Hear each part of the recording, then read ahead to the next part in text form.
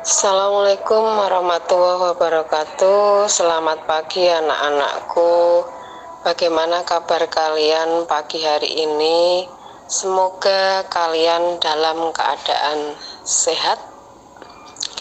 Dan jangan lupa patuhi protokol kesehatan seperti mencuci tangan dengan sabun, memakai masker pada saat bepergian, kemudian jaga jarak dan jauhi kerumunan. Apa kabar anak-anakku pagi ini? Siapa yang tidak gabung? Ada yang tahu? Oh, Mas Deren pergi. Terus apa ada lagi lainnya?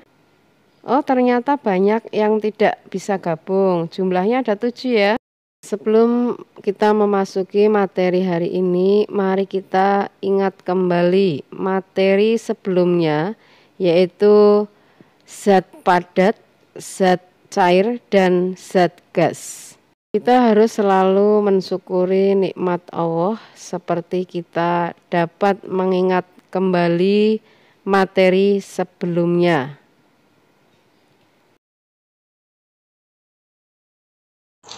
Baik, tujuan pembelajaran hari ini yang pertama, melalui kegiatan literasi diskusi dan percobaan sesuai LKPD, peserta didik dapat mengidentifikasi perbedaan unsur senyawa dan campuran dengan benar.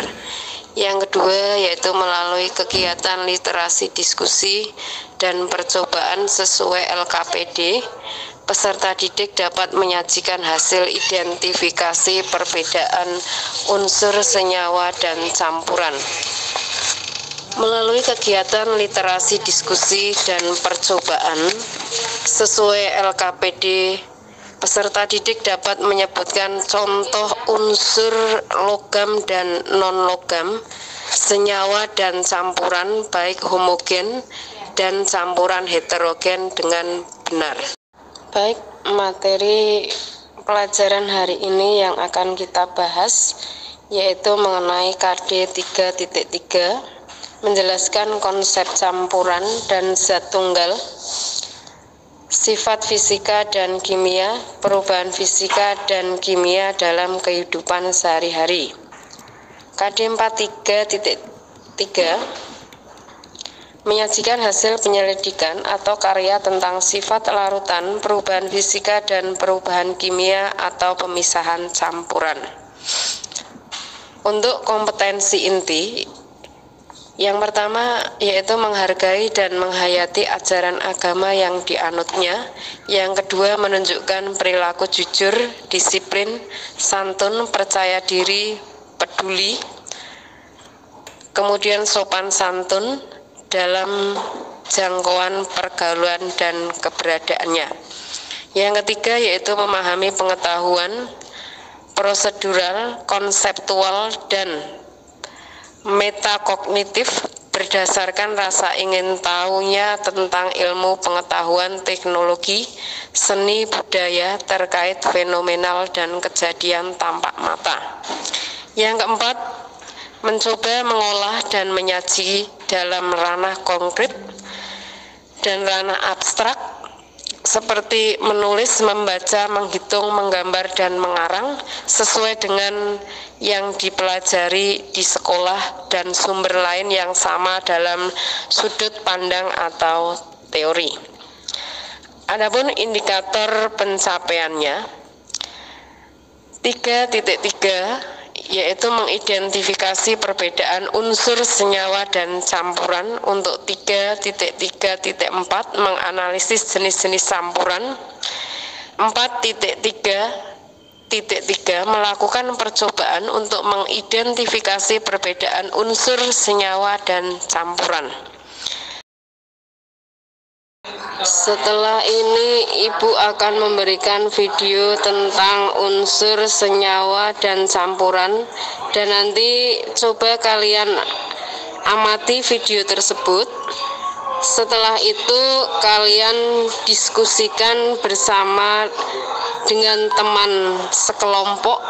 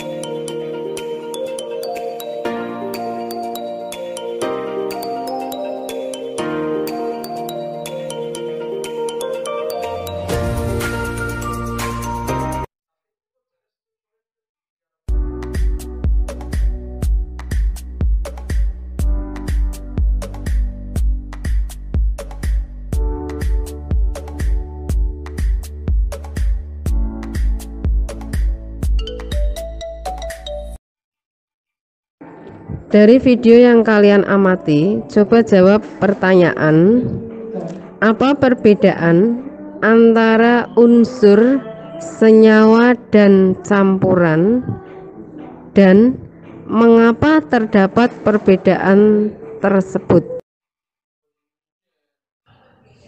Unsur merupakan zat tunggal yang tidak dapat diuraikan lagi menjadi zat lain yang lebih sederhana dengan proses kimia biasa.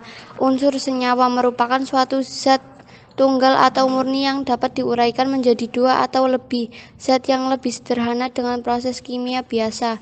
Unsur campuran merupakan suatu materi yang terdiri atas dua zat atau lebih yang masih mempunyai sifat zat asalnya.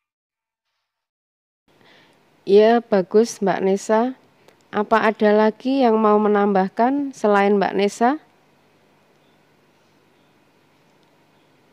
Apabila tidak ada yang menambahkan, Ibu akan mengirimkan handout yang di dalamnya berupa materi tentang unsur, senyawa, dan campuran. Silahkan kalian lihat WA group yang sudah Ibu kirim handout tersebut. Ibu juga mengirimkan lembar kerja peserta didik atau LKPD yang nantinya sebagai lembar kerja yang harus kalian kerjakan. Sebentar, Ibu kirim handout dan LKPD-nya.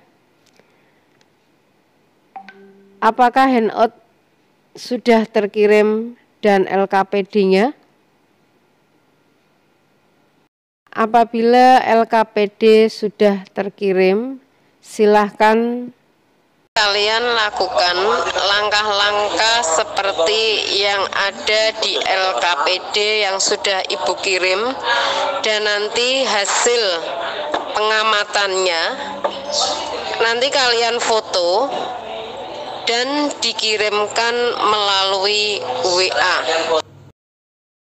Baik, terima kasih bagi yang sudah mengirimkan hasil diskusi yang ada di LKPD, dan pembelajaran ini kita lanjutkan di Google Meet.